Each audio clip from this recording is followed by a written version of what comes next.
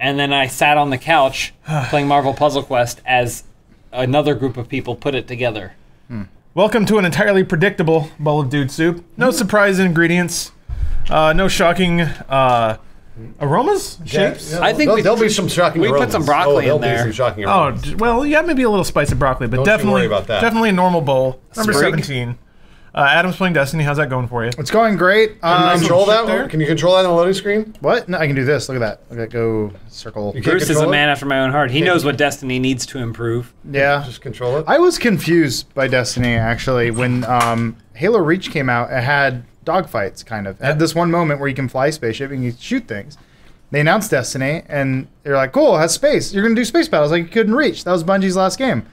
They're just load screens. I don't think. Like, Adam, I don't even here's- give a shit if you can battle with it. Here's the I just problem. think you should be able to move it right now Move the ship. from this side of the screen to this side to up, Well, down, to left and If right. I match my finger movements to what the ship is doing Nope. on screen. Not Look at that. actually controlling it at no, all. interactive loading screen. That Adam, can't be that hard to do. Did you actually like the story missions or the space missions from Reach? I mean, Just silent. describe like. When you Enjoy ask Adam if playing. he likes something about Halo something and he other doesn't than an immediately get a extended boner, chore. then the Yeah, answer's that's- probably no. I liked the setup to that moment. For those who don't remember, it's like you kind of do this like That's this me. That's Normandy everybody. type Thumbs up. beach drop, and then you fight your way to a I do space remember all station. that. Remember that cool stuff? You guys are jerks. You doing Vanguard Rock? What's going on here? What? I don't know. I just picked a strike playlist. I'm grinding up so I can buy some arms. Anyway, that Cool. mission You're wasn't very losing me, good. Destiny. You're perpetually in a state of losing me.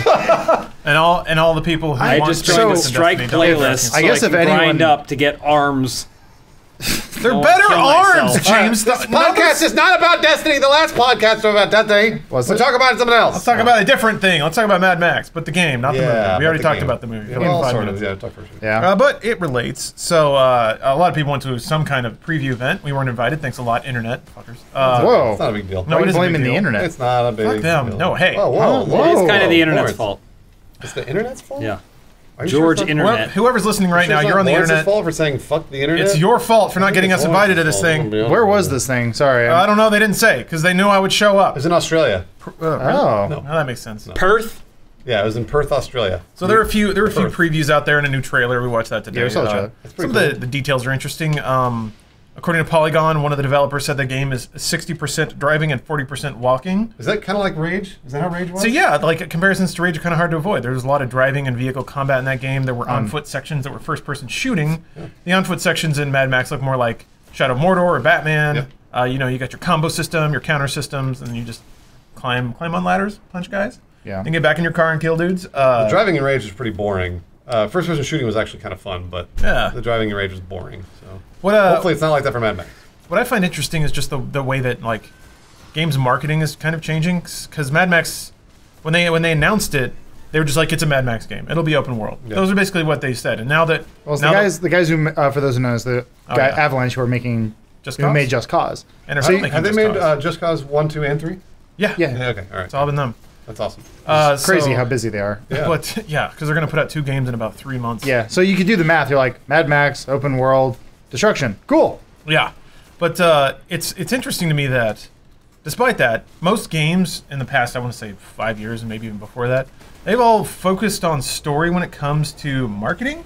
They'll say, here's this game and here's what it's about and here's the epic tale that you will join Mad Maximilian on as he wanders the wasteland, and he will undergo a story involving darkness and light and his personal tale of redemption and all this stuff.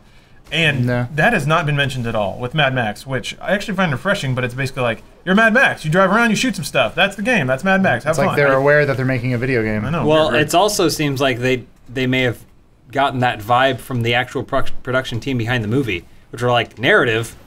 Who gives a shit about narrative? Yeah. Like, it's not that important. We just need a vehicle with which to showcase the medium we want to. But that said, the narrative in the movie Mad Max was pretty spot on in the sense that it was like minimal and to the point. That's what I'm saying. Which is well, and so I mean, we're hoping that carries over to the video game. Yeah, yeah. I Looks don't like know it if, is. I don't know if honestly, like, correct me if I'm wrong. One of the first trailers for GTA 5 was not a story trailer, or was it a story trailer? Because like I remember seeing trailers for GTA 5. It was like you can do parachutes and you can go fly a vehicle.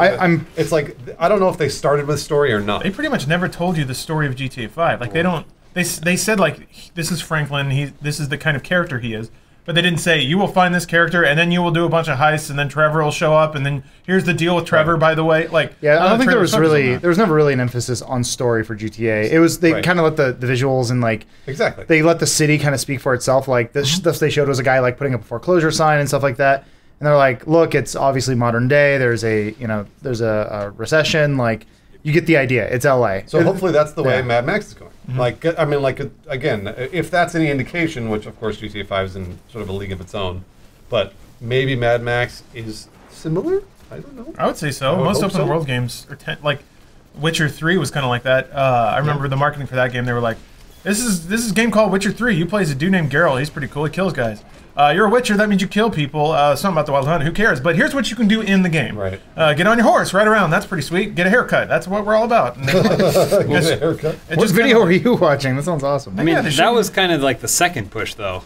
Yeah, you're right. I mean, like the first push was just the stupid trailers of him touching footprints on the ground that I was screaming wasn't going to represent the game at all. You're still mad about that. I'm still mad about that. I don't think it represents the game at all. And I'm really happy that the Mad Max trailer, all of the ones that have come out have. The very first one was like, let's detail what this game might be. Yeah. I guess the very first one was a dude standing by his car. Yeah. But like the actual game trailer is like this. It's not stuff that is like, wow, that's really awesome that you hired a studio to make a cool cinematic short film promoting your game that doesn't represent the game. To be fair, they didn't do that. Witcher 3 had a bunch of screenshot comparisons, and they actually tried to closely follow those cinematics they showed you in those trailers. That whole thing. Yeah, the game is obviously not nearly as good quality. However, I think the same thing about Mad Max when I watched it today. I was like, there's no way it's going to look like that in game. But no way. They didn't hire out this fall. I know, but I'm curious. Still think? I'm curious to see if those screenshots or if the trailer will look just like the game. There's no way they hired out Blur, that studio, to make a short film. Like they did. If they optimized it to be really cool for a trailer, that's one thing. But if they are running it on a completely different engine that isn't at all the game engine, and it's basically just CG models like scripted by a studio, an animation studio, I think that's entirely different. Well, that's what I'm saying. Witcher didn't do that. So they didn't. There are screenshot comparisons with the trailer and the gameplay that I can send to you. I think the one where the dude is touching the ground and stuff, which is it's that. To be fair, that's more to like that's in the game. But that they did that with Witcher when it came to consoles. There's that really cool boat scene they did with the main bad guy. They didn't do that. I don't think that trailer came out until the game was re-released. Yeah, that was the enhanced edition. But you watch that and you're like, that's fucking awesome. That never happens in the game. Like, I'm talking about the one where they show the guy with the flaming hut and it's like the skeleton mask. Yeah. That's more or less what the game looks like. Yeah. I'm talking about him touching the footprints on the ground. We got two separate and going back and forth between what happened and what he's following. James watches more trailers. James has a private vendetta against the Witcher touching dirt and the rubbing of his It's not just that. It's also when everyone got all excited about the Cyberpunk trailer. Oh, yeah. And I was like, great, big deal. Who the fuck knows what the game is going to be? I think it's... Oh, okay. There's a multi-tiered discussion going on right now. Bruce, I think you're referring to like the downgrade gate thing that was going on around Witcher 3 and Bloodborne and Dark Souls 2 before it. And that's a whole other topic that we could talk about. But as far as Cyberpunk goes, I think it's okay to get excited about a premise. Like, and I think it hinges on if you're an adult, you're not going to look at that and be like, oh, the game is going to look and play exactly like that. But a lot of people think that. But that's what a lot of people did when it came out. That game, when that trailer came out, I looked at it and was like, this game's not going to come out for at least 4 years. Yeah. Nothing about this trailer is going to be in the game. And that's okay. They're just showing me a logo. Also, a little inside baseball, when we were discussing, this was back at Machinima, and we were discussing the Inside Gaming Awards, and the best trailer came up. Cyberpunk was like everyone's pick, and I was like, it's not a trailer for a video game. It's just a short film. Full disclosure, I hated that category. I think we all did. But somewhere because it came down to best commercial not made by a game developer. Best thing made by Blur. Well, but that's what a trailer. That's what a trailer is. But this is exactly the discussion we would have every year. Well, that's what I mean. There are two sides to that. Yeah. Well, the problem I remember happened when a developer from Bungie came because ODST was nominated and it won best trailer, and he was like, "So glad I came for the trailer that I had nothing to do with," and I was like, sorry? Shut up and drink your free drinks. They didn't use any of my game assets. How's that slider treating you? It was live action too. The commercial. Yeah, that one was awesome. Oh, the trailer. Yeah. Ooh, you gotta be more careful out there, man. I don't know. That thing just blew up. You only die by twisting your ankle. It's funny though. It's funny that you brought up Cyberpunk though. If anything, Witcher 3 has got me pretty excited for Cyberpunk. Just because Witcher, in my opinion, Witcher 3 is a big upgrade over Witcher 2 in terms of like open world and just kind of like how much fun it's been, and like It could be. Some could see it. I was telling Bruce earlier.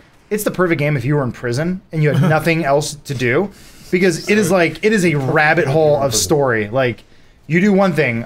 Examples like, I need to find this girl Siri. They're like, well, she went and talked to this Baron. Go talk to the Baron. Baron's like, I'll tell you where she is, but first you got to do this. You're like, God damn it. And then he's like, yeah. And then you go to this one guy. He's like, I'll tell you where this guy's family is.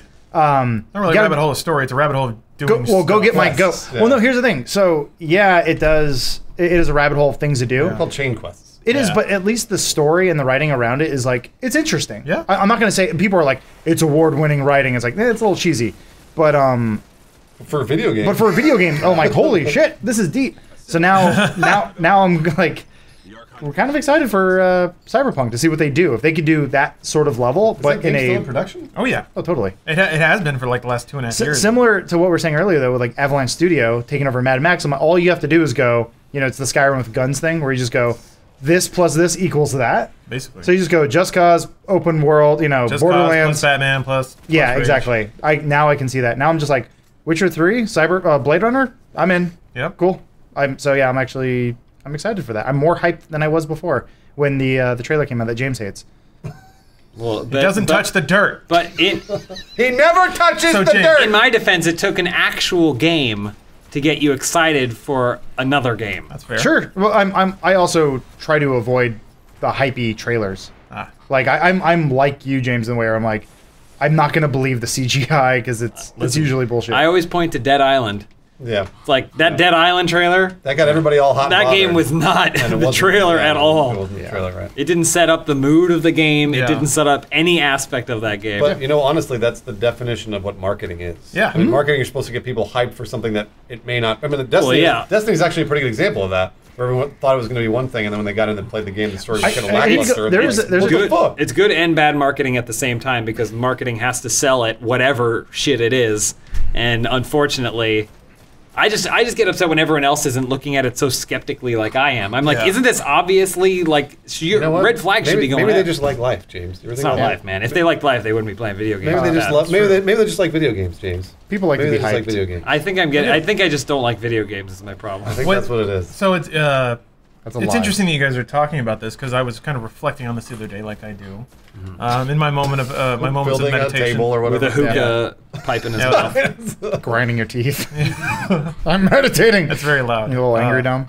But like, hype made sense back in the day. Like when I was a kid, like maybe 3 or 4 really good games came out a year, and I didn't get to play them or own them. So, I went 6-9 months at a time without playing or even seeing a new game. And in that gulf, that's plenty of time to fantasize about what might be, what could be. But maybe I don't accurately appreciate how game-constrained people can be. But why would you spend all your time getting excited about a game that's not out and doesn't even exist when there are too many games to play? There are too many good games. At least I feel that way. I even feel like if you're like a student or maybe a college student, you have a lot of free time, I still can't see you playing every major game that comes out. Like every major good game. Yeah. Because there's tons there's all the time. Like Witcher 3 would keep you satisfied for at least 2 months. Prison. Yeah, just go to prison. Go to prison, everyone. So maybe this is pretty naive of me, but it's fascinating to me that people still overhype themselves when there's still so much else to do. For me, it was always just a fallback. Like, I'm going to talk about this game and get really excited for it because I have nothing else to do. I have no games to play. If I had games to play, I'd be playing them instead of talking about ones that don't exist yet. I think what you're talking about is our younger audience. I mean, I think that they think that now. I mean, like, honestly, like Adam always says, they have money to spend for 3 games. Oh, shit, like for 3 games in the year, they can't buy all these games throughout the whole year, so they have to sort of get excited about the ones that they want to get excited about. So maybe Witcher 3 is the one big one they want to get excited about. They get all hyped for 6 months, and then because they go, fuck it, he didn't touch the dirt. I can't believe this. They get really upset about it. I mean, like, who knows? They might only be able to pay for 1 or 2 games. I want to meet that one guy who's playing the games. It's driving me crazy. What? Why? Use it. It's a melee. Just use it. God damn it. Or wait for the next wave to spawn and then use it. Anyway. Easily distracted. So another half of the hype thing, I guess, is researching your purchase. Like if you can only afford 3 games a year, you're going to want to know as much as possible about all the big games and make sure that you got the good one, which kind of could get into confirmation bias territory. But still, okay, I could see in that realm why it might be that, but like most of our young audience, I assume, has a phone, and there's just shitloads of free and really cheap games on that. They must have access to something like GameFly or PSN or Games with Gold, like services that give you, I don't want to say free, we've been through that before, but what may as well be free game every month or 2 games a month. It's just access to gaming, and this is going to make me sound really old, but access to gaming is way easy and really cheap these days compared to the culture I grew up in. Watch a show we produced called Demo Disc, where we try to play old games, and it's like optimizing your system, checking your graphics card. 1 second, we're just like, dear God. Games today, it's like, I mean, Witcher's a good example. It's a fairly optimized game, and it's just like, you know, install it, go, done. Smash this button, here we go. It works. Oh, detective, you have a gamepad. That's cool. It'll just auto switch to that. Whereas before, it's like, we played some fucking motorcycle game today, and it's like, please select from this list of types of controllers like that the exist. Top Gun auto pad. Oh man, it was awesome. 1920. It was so cool. And I was just like, dear God. And then like consoles are kind of the epitome of that, where it's just like, literally, you just put the thing in. You don't have to put the thing in anymore. It's connected to the internet, and it just works. Like, for the most part, if you have a good internet. We sound really old right now. I know. We're old. We sound really I appreciate how good we have it now. I mean, we're old in the world of gaming. Sure. No, we you're are right. old. You're right. I used to subscribe to those magazines for the demo discs because it was like free games, even though they were demos. No, and absolutely. that's sad. And you were paying for the magazine? No, I was. That was most of my allowance/chore money. Man, Nintendo Power? Yeah. Oh man, I love that. Then I switched to PC Gamer once I got a PC that could actually run things. At any rate, so this whole Lawrence discussion. chat. Sorry, keep going. No. This whole discussion has a point, and the reason I brought up story specifically in relation to Mad Max is that there was another game that is touting story, even though that's not what people typically cared about it for. Rock Band 4. Oh, Yeah. Touting story? Yeah, it's weird, right? They really are. So it's in a an IGN article, they actually had some information about the single player / career mode. You know, Rock Band always had that, and I always thought it was pretty cool. You make your own Rock Band. It was fun. You see him like going through the drive-thru at a fast food restaurant, and then like fun. unpacking at a venue, and you just like play bigger and bigger venues. But it was like your avatar that you created, so it was sort of like, it's me, Well, or my weird doppelganger. It was also kind of a replacement for the fact that it was stupid to have to unlock songs in those games. And when it first began, like Guitar Hero was play through all of the songs to unlock them, and it's like, that's stupid. Yeah. Like, you shouldn't make me play through it in an arcade mode style thing to have the song. I just want it immediately, Right, you know? right. Well, that's why you just did the code that unlocked all the songs. Well, you could do When codes were a thing. I remember when I'm just I was saying, young. I appreciated that they had a replacement for that hole because it was unnecessary to have to, do the song unlocking. And so, what's another play mode to do it by yourself? But Rock Band 4 is going to tell you because there's Yeah. a story. Oh. Now you have a band, and what you do is you become friends with a guitar player, and the guitar player then finds a drummer, and you guys are the best of friends. And you find. Are you reading this off of something? No, What no, the- you may I'm as not well sure. be. I really have Oh. no idea what the story is. Oh, yeah, what is the I don't know story? what it's going to be. The only details that they've shared so far, and they sound mostly theoretical. Like at this point, Harmonix is like, yeah, it could be this or it could be that, but here's what we're working with.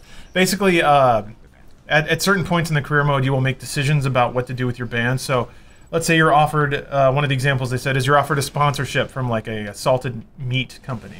Like, Okay. and you could have this jerky company be like your sponsor, and at the beginning of every concert, you'll plug them for a little bit. You'll get more money, but like the audience will automatically not like you at the beginning of every concert, so you have to play better. Because you're a sellout. Oh, you have Yeah, to- because you're a sellout shill. Oh. So the way they pitch it is you can make these decisions that maybe like you're in it for the money or you're an indie darling or whatever. Mm-hmm.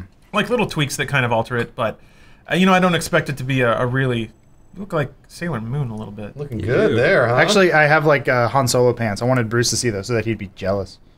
He's not jealous. I'm It's in Destiny. jealous. Yeah, just kind of looking at it. Hate you Looks guys. neat. But it's one of those points where I don't think Harmonix is really using story Isn't as it a mark. harmonics? Yeah, you're right. It is Harmonix. I don't know. Say however you want. No, that's Well, the word. He's going harmony Yeah, I always with do an that. X, so harmony. that's wrong. Harmonic. But I always say Harmonix is a word. harmonics. That's fine. I actually got schooled by that by a Harmonix employee, so I should do it right. Oh, jeez. Slapped you once Basically. across the face, Yeah. and while you were standing there, he's like, "Rock Band will have a story mode." Like, no. No, Harmonix! Let more Dream Theater. Shut up. True. Yeah, that's right. I'm that guy. But the description of that kind of reminded me of Tony Hawk's Underground or Thug, if you're cool.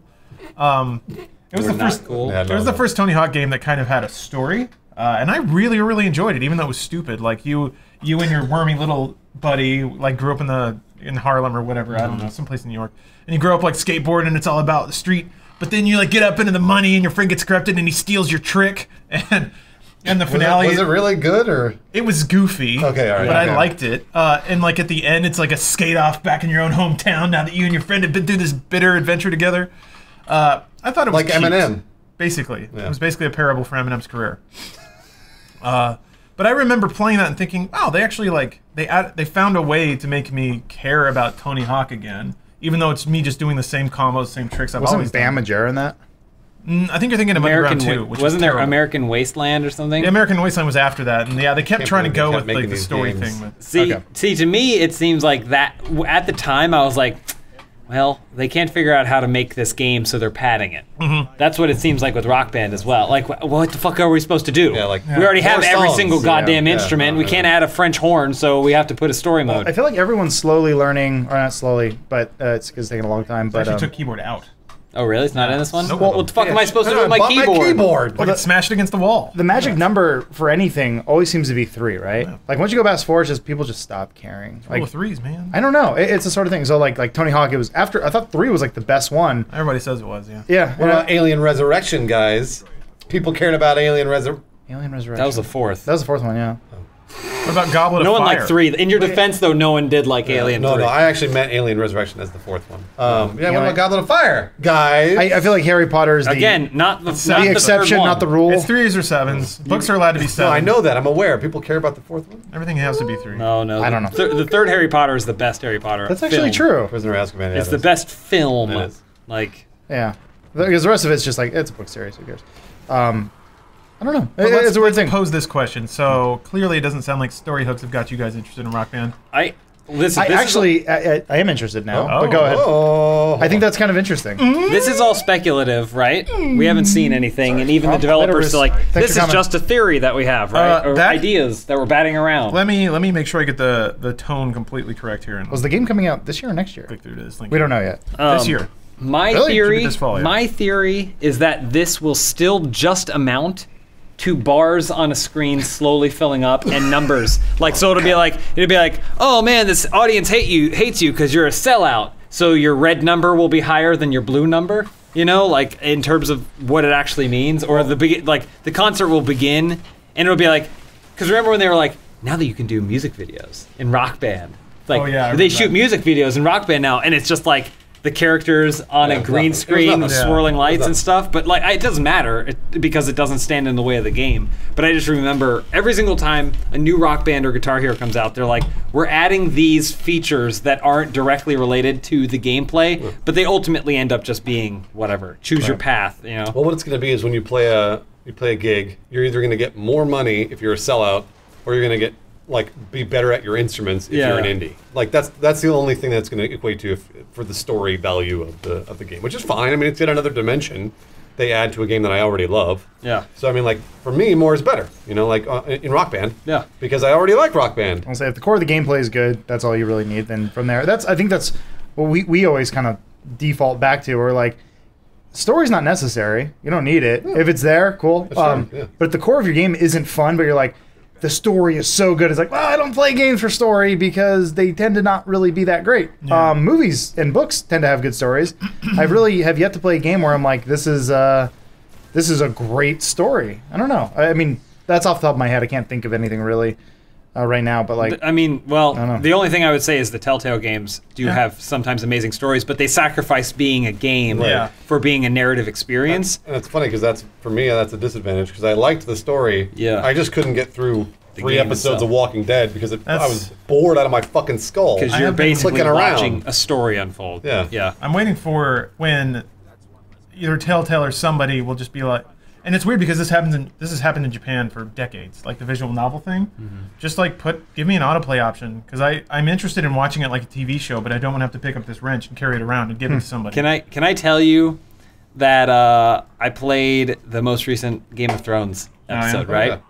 And did you actually keep track of the interactivity you actually had and like? It's very minimal. Like all of them, it's very. I think Game of Thrones actually, it's all fun because I like the story. Yeah. Like and also Elise generally plays it, so I am kind of just watching it on autoplay. See, that's awesome. That's how I played the first episode. Yeah, Jess watched. But for the first time in any Telltale game that I've played, there was a moment where Elise made a conversational decision, and it led to the death of everyone. Ooh. Like it was like crazy. At the end of the game? No, and I like watching it. Like normally it's like okay, well there's a quick time event and you fail it, and then you have to do it over. I was again. gonna say, I'm sure that would have happened regardless. That's what I was like. Gonna ask. You say no, don't kill them, and somebody else is like, I'm not listening to you, and then they kills them anyway. No, because the game stopped and said try that again. But it was a conversational choice that they were like. But it was a wrong. fail state. Like the story didn't continue. Yeah, exactly. It made you go back and do the conversation again. See, I kind of wish that the game would have just continued at that point. But that's what I'm saying, because the game has to so much be a narrative vehicle that they couldn't. This point, you couldn't even diverge too far before they were like, get back. Like even the things you're saying are not in line with the story you've written. Yeah. I think the reason they do that, it's funny because it's like a choose your own adventure book. Yeah. Where like, because I used to do that. I used to try and end the book as fast as I could to see like where it would end, and it would always end. But then it'd be like at the end of that chapter, it'd be like, go to this page to start over. Like so, like it always had to put you back because you wanted to get your money's worth. You know? Like, that was always the catch. It was just really interesting because in all of my playing, like all of those games, I've never had an incident where conversation, just a topic of conversation, has immediately led to consequences like that. That's really cool. You should play Witcher 3. He doesn't touch dirt, but there was I'm out. there was a cool scene. There was a moment where I went to a bar. And all these guys are like, who are, it's typical kind of Game of Thrones. They're like your kind around here. Yeah, and it was basically, it says like, kill these dudes or offer to buy them a drink. And I was like, I'm going to be cool. I'm going to buy everyone a drink. You have a round, you kind of talk, you go about your business. Later, you meet one of those guards guarding a town you're going into. He's like, I remember this guy. He bought us around. Let him in. I was like, wow, that's 2 fights I avoided because I bought drinks. Yeah, and then he touched the dirt. It's just like real life. Liar, he didn't touch You got to pick, it's actually an Easter egg. You have to pick all of the right conversation options throughout the entire game at exactly the right times, and then you become the Witcher. Oh. You can touch dirt right at the end. Nice. I thought you were already the Witcher. No.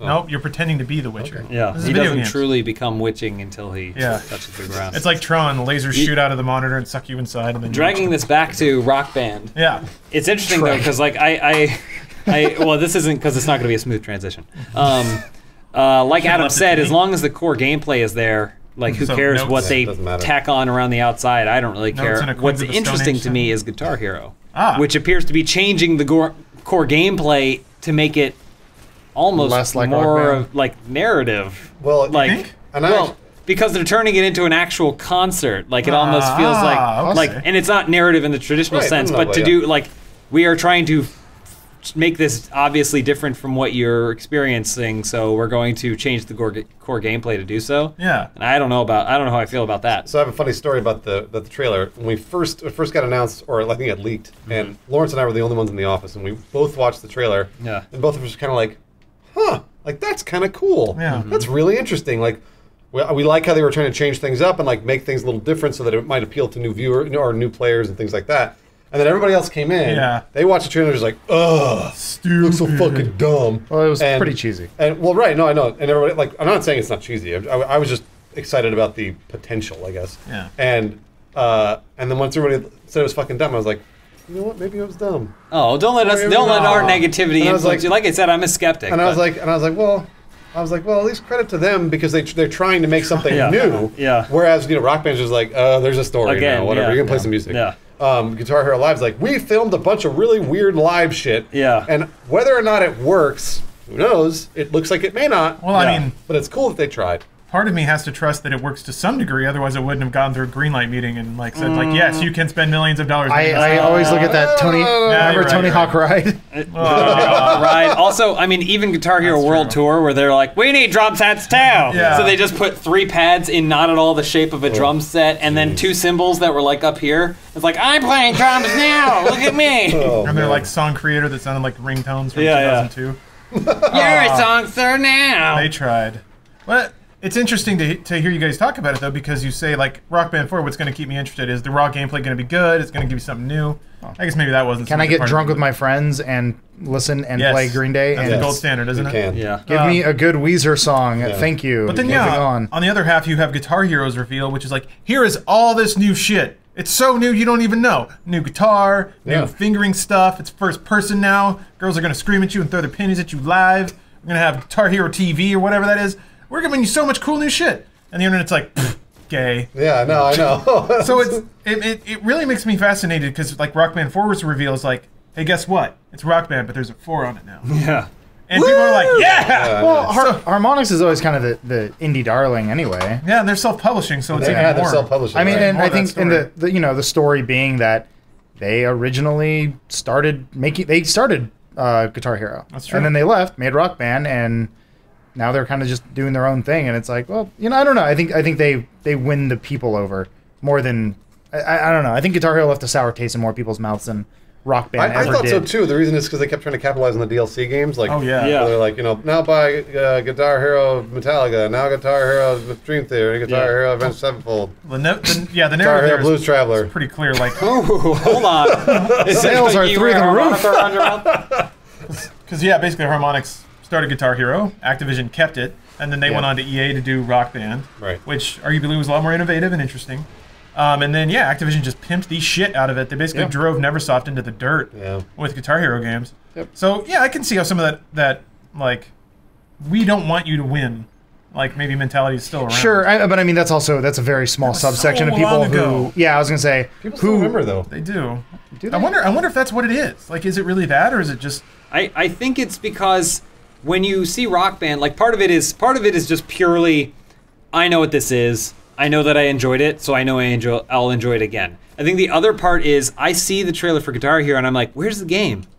What is the game and where is the game in what I am looking at? Well, it's funny because they kind of show you it a little bit, but not really. And like for me, I was watching that trailer going like, is this the whole game? Like, is this what I'm going to be doing? In their defense, I'm not sure if you like took someone from 1998 and you showed them a trailer for Rock Band 4 and you're like, this is a music simulation game, they would look at the scrolling notes and colors and things like that and be like, I totally understand how this is going to work. They'd be like, how does this have to do with music? I can tell you I didn't. When in 2005 or 4, when I worked at G4 and they revealed Guitar Hero at an event I was at, I had no fucking clue what to do. Like, they were like, there's these notes scrolling down, and they handed me the guitar, and they're just strum, and I was like, what the fuck are you talking about? That's why you should have been playing Guitar Freaks from Japan, like I was. Damn right. Imported that shit. Regardless, I wasn't a fucking nerd, so I didn't know what to do. It was funny because I was at G4 when that happened. I remember, I think it was like Kevin invited everyone to like his apartment. He's like, you have to check this game out. Yeah.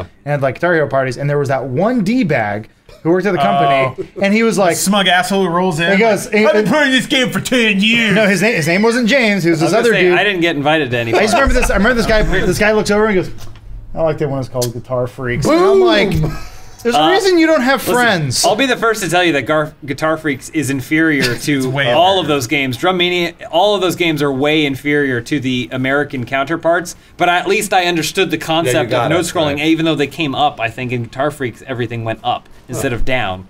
Well, it's kind of like DDR. Right. That's like DDR. But it's also 3, and it had nothing to do with resembling playing guitar. Exactly. It's literally just buttons and go. Gotcha. It did the annoying thing where like it was 3 buttons and it was like red, green, and blue. Yeah. Blue was the highest, and if you had to hold down blue and red, it wouldn't make sense because it was on the same string. Yeah, you're fretting higher. Yeah. But it still made you hold that. Which shit. is something that Stupid. Guitar Hero later started doing. Man, I remember it was a hot topic in my particular dorm when Guitar Hero hit. If it would dethrone Guitar Freaks. Oh, well, I was talking to myself. I literally had no one else to discuss this with. I was talking to myself. I just see Lawrence in the mirror. Do you think it's gonna go away? Yeah. Lawrence like, I don't know. His neighbor's like, "Shut up! I'm having sex." No, when am I ever meddling in my opinions? I looked in the mirror and I said, "This is gonna destroy Guitar Freaks," and I was right. Where's Konami now, huh? Good point. Canceling games? That's right.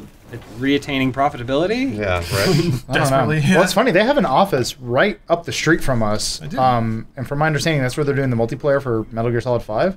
What's going to happen to that place afterwards? I don't know. burn it to the ground. Yeah, I'm gonna go stand in the parking lot and wait for Kojima to come out and be like, "Hey, are you coming out with your boxes yet? Give me your eye patch. Can I have your snake figure?" I was gonna say he's not a groundhog. He's just like sees the shadow, runs away.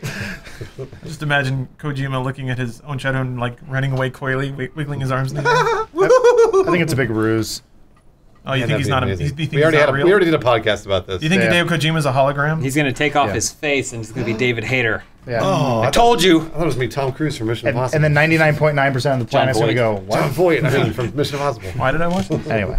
So I guess you can connect these two topics of conversation by analyzing the way that they were marketed and whether or not anyone gave What a does this shit. have to do with Mad Max? Well, just the way that it communicates that it's an open world game and that narrative doesn't really matter, and that here's all the cool stuff you will do in this game because this is a video game about doing things and not. But hold on, Lawrence, I'm the internet. Funhaus is dumb because games should have story, and story's better in games, and I think you're stupid for only liking gameplay. What? That's fine. That's what a lot of people have said to us. And that, you know what, that's valid. Just please commentary. If you've already bashed that out, I can't save you. But if you're thinking about typing that, please understand that that's a taste and not an objective merit to a game. They think it is. They think it is. They It's absolutely interesting. think it is. And that's fine, but I guess, but you're wrong. There's other places where you can get cool story though. That's true. Like media. Movies That There's or no other books. places where you can get cool gameplay. Yeah, that's always been my argument. Like you can get stories in movies or books, Higher quality ones, television. too. Yeah. anything. So at this, and speaking of story and games kind of mishmashing together, at this point it does seem extremely likely that we're going to get an Uncharted collection. James, I know you're excited over there. It's You in excited more about HD. Is that about that? I can't wait. It's Really? gonna be what'd you say? More HD here? Yeah, like 2 times the amount of it. I don't know. They added more textures to Nathan Drake's So nose. this comes by virtue of VGStations.com. Thank you for that. How many Z's are in that name? 3. None, sadly. Sorry. Aw. But this post was authored by the Arab Gamer, so that's good. How And many then Z's are in that? this references a Twitter user, Takami, who is at Dr_Cupcakes. What? So There's got this to be is a all Z in very there. official news. He's being a journalist. Takami tweeted, this tweeter is apparently renowned for breaking industry news. So it's generally acknowledged that he has some kind of hookup. And he's basically saying, yeah, it's just a matter of time until Sony announces their Uncharted remasters. I don't know if it's just the first one or supposed to be a pack. Uncharted Collection. Oh, you know what? I've heard the same about God of War as well. Yeah. So I think they're going to do that. Do you wanna buy a footage of game that again? Came out, so. Yeah. But I do really wonder. I mean, Uncharted 1, I don't think is aged terrifically well. I mean, No way! Best graphics in the world. So that's the thing. It was a great set piece. James hates it. So Yeah, much. no. It's just that's what I was saying when it was coming out. Everyone's like, "This is the most beautiful game ever made," and I'm like, "It won't be in 5 years because they've committed to this weird, not Pixar-y style Yeah, of no, just no. totally looking out of date eventually." Well, And now it is. And you're right. drop the hammer on that one. That's Well, absolutely you right. proved him wrong, James. even Aha, Where's I'm the Naughty winner. Dog now? I'm the winner. Yeah, where's not done? trying Oh to wait, get they're a 2 kills with multi-million-dollar these company. Yeah, they can't hear you over the piles of cash. now. So one of the big things about Uncharted and the Uncharted series in general was we are going to blend narrative and gameplay. So it's going to be like a movie. It is the all most over movie-like game It out is. there. I agree. But I do wonder how Uncharted 1, That guy, he's like, "Nope, no, thank you." this really depends on how good the remaster is. But if you take the graphics out and you essentially have what is a frustrating but manageable third-person shooter with a kind of cool Indiana Jones knockoff That should be story. the tagline for Uncharted. Yeah. Frustrating but manageable. I've always said it's First like. one? When those fireball motherfuckers start coming after you? Wait, is that the third one? I don't know. I always liked Uncharted because I was comparing it to Gears of War, and Gears of War always frustrated me because you just felt like this man-tank thing. I wanted to jump over stuff, and I couldn't. Gears- What's a but Gears third-person of War- shooter? Hit the A button, War's Adam. just You just ridiculous. hit Yeah, the A Gears of button? War was like on point. Uncharted was like the dumb version of Gears of War. I don't know. I always liked Uncharted more man. than I Gears. think listen, the Gears of War Somebody's story, nostril just the flared. Gears of War story really makes it hard for me to play, and I like the first one more than the second Yeah. one. The second one's a little more implicit. I was gonna say, Like, story? but in terms Yeah, of like story. I couldn't Gears hear it of over War the being co-op able to play guy with your talking. friends and flank and then hide under cover and fun. like really feel like Yeah. you were like under fire, as opposed to Uncharted, which to me felt like you entered a room, the door closed behind you, the door opened in front of you, and then a swarm of guys came in, and then you would hit B to hopefully stick to the nearest wall, though it would generally be the wrong one, and then you would try and shoot them off with about 3 different weapons that all did the same thing. and then if they got close to you in Uncharted 1, they resolved it slowly as the game went on. But if they got close to you, they would just hit you, and then Drake would go limp and then fall down, and you'd enter the room again and try again. Like, yeah. But I always liked that. I mean, like when you died, like the load time was nothing. It immediately it picked right up. Like I don't know. I just liked it more. He's shooting you. So I don't want to die. But okay, so when it comes to story, it's kind of interesting because I played all the Uncharted games. I remember enjoying them. My voice kind of cracked there, getting a little intense. Really liked Uncharted. Oh, the only game's narrative that I remember is 3, possibly because please leave, just leave. God, there you go. Fucker. But got him. I thought the arc was pretty good and most of all conclusive, which is why it kind of bugs me they're doing a 4.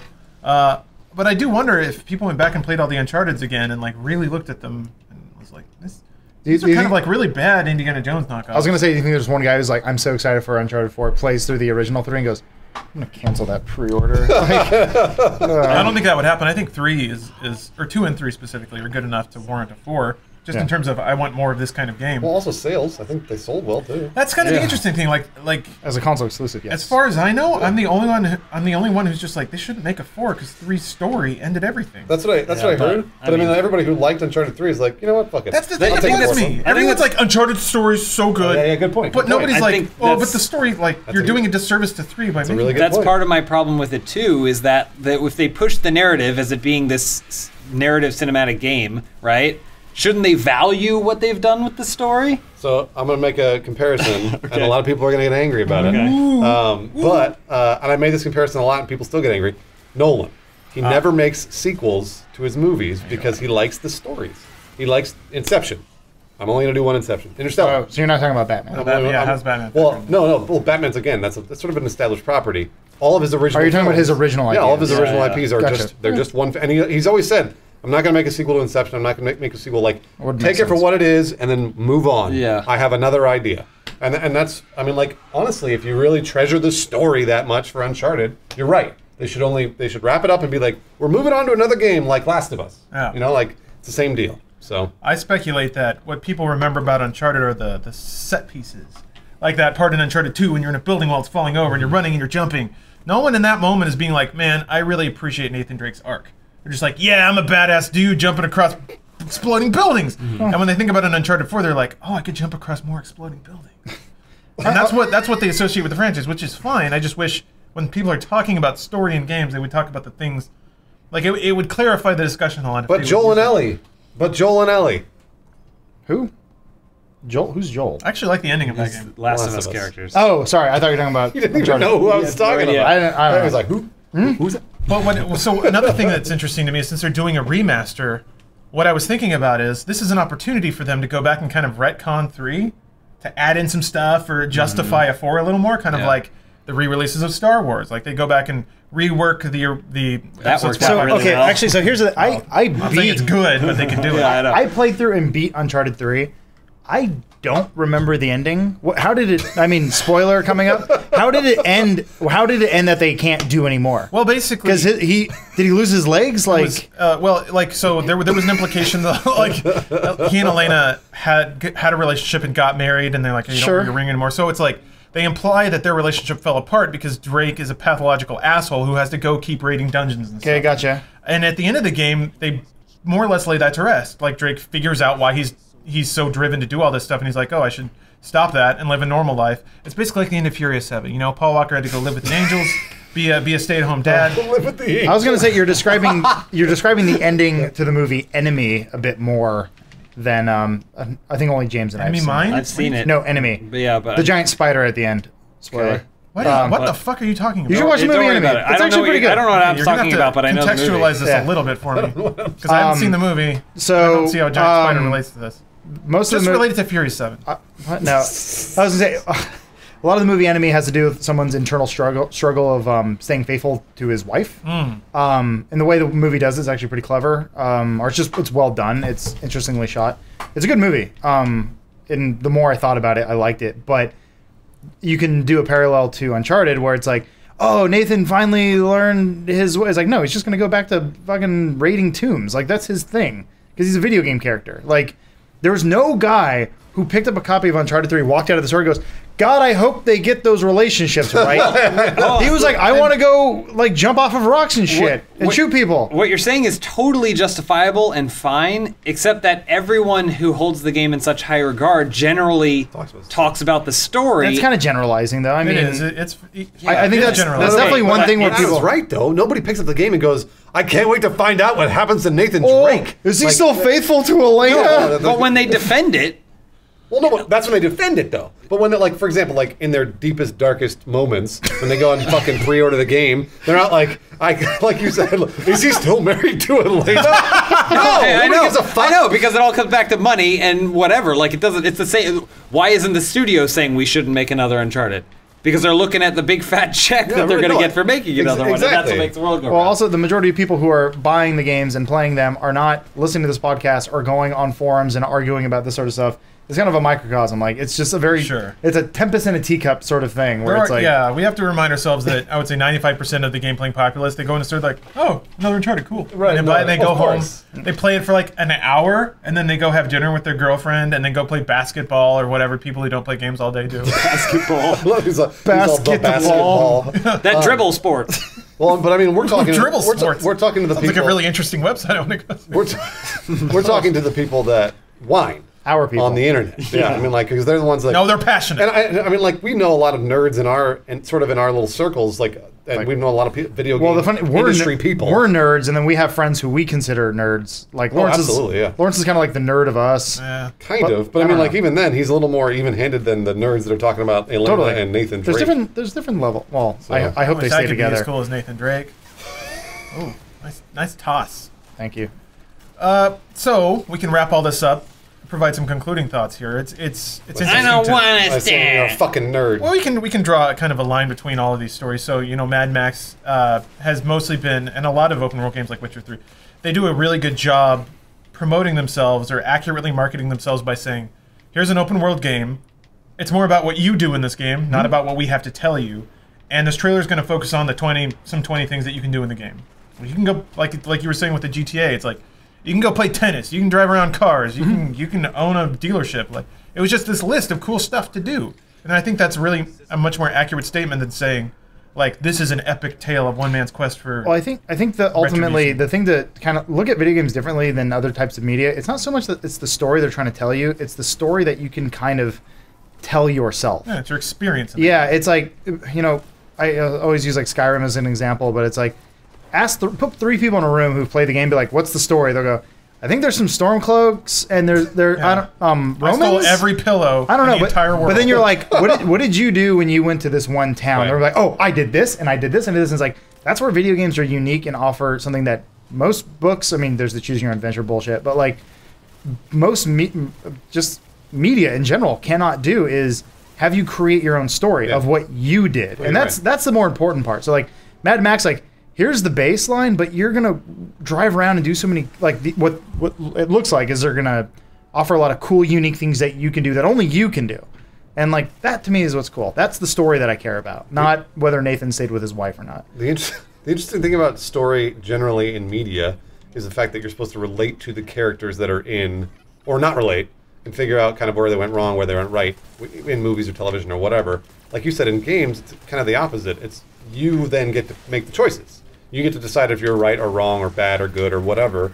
And I think that's an entirely different art form that for some reason now we're cherishing these stories that they're... I mean, like, these kids have thousands of television shows to watch on Netflix that are really fucking good. Like Bloodline, for example, is an amazing television show. And I want to tell everybody, like, shut the fuck up about Nathan Drake and go watch this television show that was produced by fucking professionals. Like, not this bullshit about fucking Joel and Ellie. Like, it's cool that they like, again, the stories are neat. They're kind of fun and like novel, but they are not television. They're not the biggest form of movies or television. Well, the best thing is, like, even Uncharted, it's like, you can go watch Indiana Jones. That's a pretty well-received, good version of. If you're into that, you can just watch Indiana Jones. A good example, I guess, is BioShock, because that's the one where people always come back and be like, "That is the great story." I'm like, it's a good story for a video game. Because the way it's presented. Well, so it's not even. It's a good setting, and it had one really good scene. Yeah, that's the big thing. Like it had that one really awesome like twist. And that was really cool. It made you really think about like games and interactivity and like it's a very, very cool kind of pivotal moment. But there's a lot of story in that game that no one remembers. Like there's backstories for most of the bosses. Every area you go to has a boss and that has a backstory. No one remembers any of that. But the best thing about BioShock, in my opinion, is that it never asks you to stop and listen. Yes, it didn't hold you in place. Say, I wrote a good story and you have to listen to it. Please appreciate this. I had this really good like D&D campaign, so I turned it into a game, and now you get to hear it. It's like, was it really that good? It's like, well, my friends liked it. They really liked it. Yeah, and my friends are cool. So, I guess what we as a committee of 4 has decided is that to market any game, you need to market the interactable parts of it, tell players what they can do in the game, rather than, you know, hyping up the graphics or cutscenes that end up not really representing the game's experience in the end. Or just trust your marketing team. I guess they get paid a lot of money to do what they do. That's the other thing, right? I'm not going to tell a marketer how to do their job. Well, it's like, or put boobs in it. Or put boobs in it. Boobs in the trailer. That always works. Slam some titties on the Witcher box. put his hand down, rub some boobs. There you go. Now I'd you're be into it. I say naked man, naked woman, whatever. Just nudity works. Yeah, nudity. Well, I don't Witcher care. did that. Witcher marketed the shit out of that. Yeah, sex stuff. Geralt's like naked. No, but it has to show it. I want to see the. I want to see the bumps on the areola. Listen, if you're gonna pay for those graphics to be made custom for your game, I want to see the areola bumps. Those have a name, right?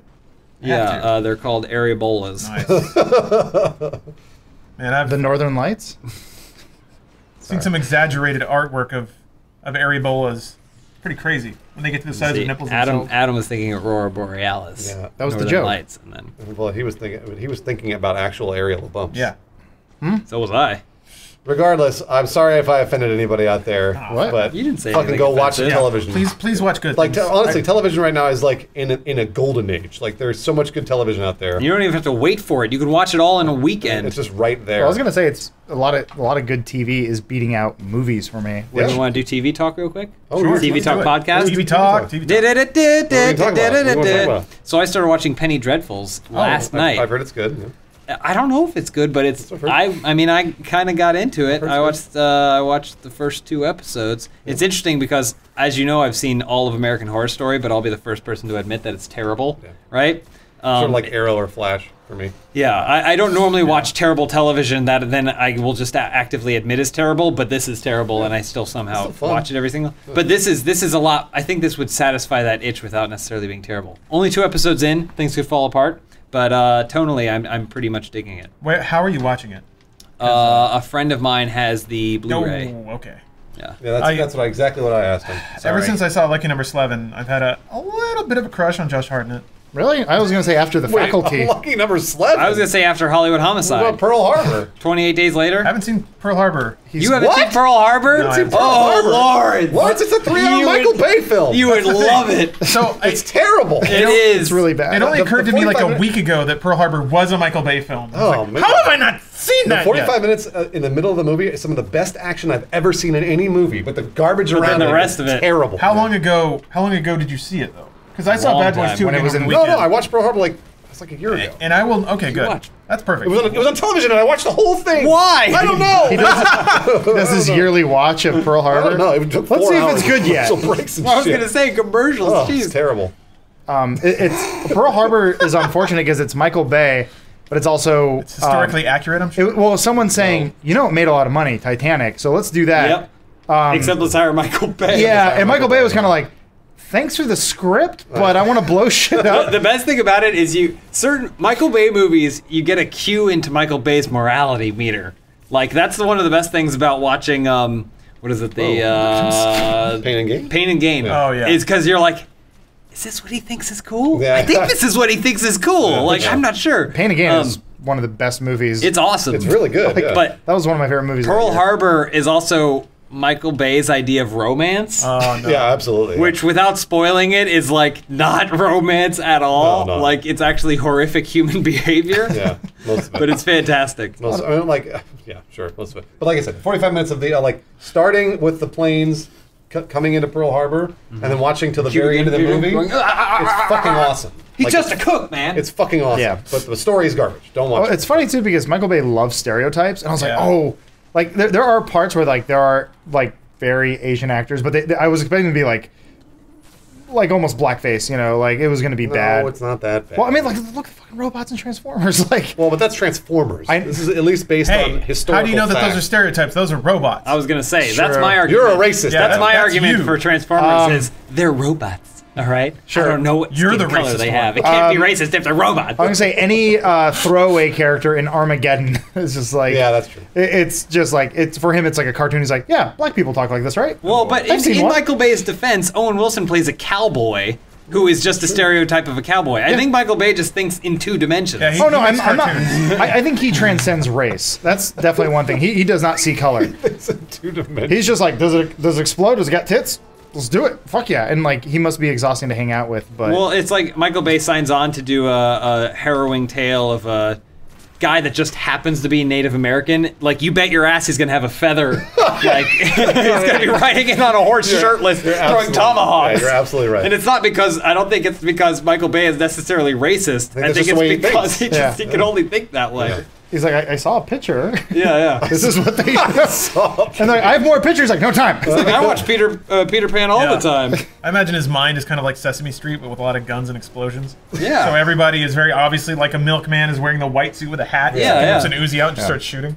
God bless you, Michael Bay. I actually, I mean, he got my respect after Pain and Gain, and then even more so after Transformers 4, because that movie is exhausting. And I was like, only he could hold that thing together, because it is somewhat cohesive. Yeah. But I'm like, there's 6 movies in there. Well, and it's actually well paced, is a weird thing to say, considering the last part is just a 40-minute action sequence. But he does a good job of layering action, and it's a common thing for action movies to do, but you have your large, middle, and small scale encounters, right? And each one of them, you know the odds, you know the stakes, you know the characters. And then you just like skip back and forth between them, going up and down this ladder of escalation for the whole time. So you're up here, where like this giant magnet is sucking robots out of Hong Kong, and then down here you have Marky Mark like doing a football tackle against some dude.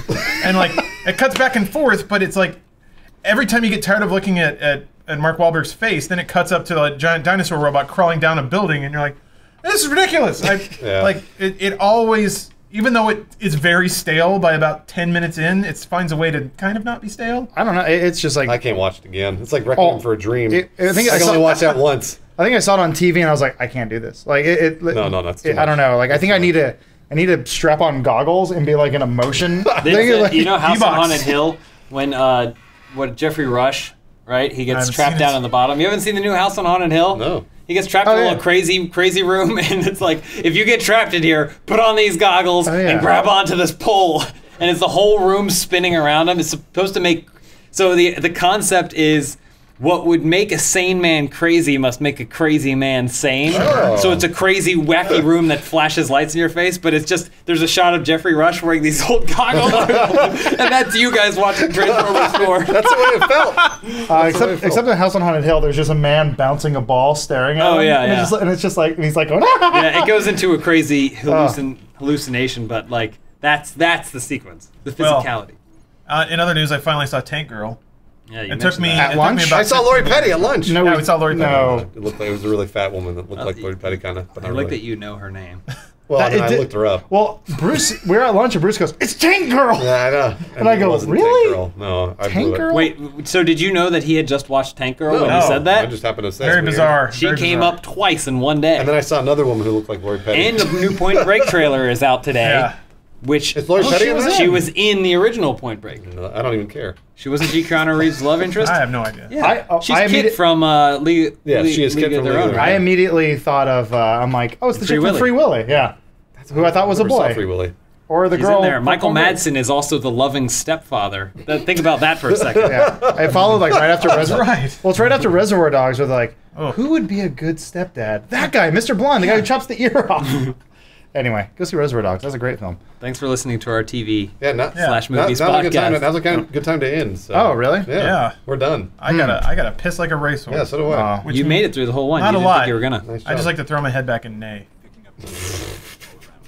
Anyways, Thanks for listening, Oh everybody. yeah. Hey, sorry. I'm gonna get the level 32 in Destiny. Damn it, Believe me. Adam. nice job, Adam. We're gonna Temple Osiris or whatever the hell. Clap or do I clap for that or No. no? Let me see that light level, Adam. Can you tell me what's happening in this story, Adam? Story. Who gives a fuck? Okay. There you go. Well, good. You shoot things in the face. right. You collect. Point taken. You collect these squares, and the Podcast squares is over. tell you I don't care about the story of Destiny. what to shoot. Ooh, girl, I gotta pee. There's a darkness. Crit. I'm so good at video games. I need to finish my 6 missions on the moon. Well, Yeah, managing expectations is tough. That's why our philosophy has always been to tell the audience that everything we do sucks. Yep. I like that one. It's the smartest You know? thing you could do. And sometimes, that turns out to be true. And then there's no mismanaged expectations. Yeah. And then when it turns out to be great, well, that's just a bonus. Everyone's So, surprised. yeah. I mean, starting at the top, all the way down. So, managing expectations is really hard because you do want to, hype your game